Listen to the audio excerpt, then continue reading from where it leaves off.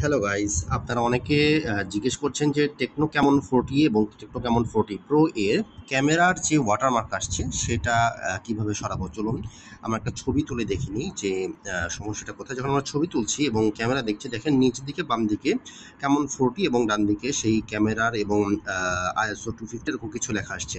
So আমরা আজকে দেখব যে কিভাবে এটা আমরা সরাতে পারি।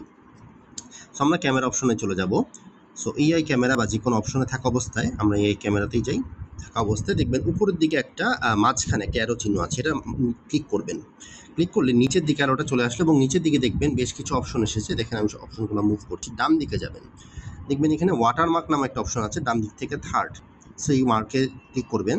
সেখানে দেখেন মাঝখানে অন অপশনটি সিলেক্ট হয়ে আছে, আপনি বাম দিকের যে অফ অপশনটি সেটা ক্লিক করবেন। সো এখন আমাদের ওয়াটারমার্কটি অফ দেখাচ্ছে। চলুন আমরা একটা ছবি তুলে দেখিনি কীভাবে সরেছে। সো আমি এখন একটা ছবি তুললাম এবং ইমেজে গেলাম। সো আপনারা দেখতে পাচ্ছেন যে এখন নিচে যে ওয়াটারমার্কটি ছিল সেটি চলে গিয়েছে। Thank you.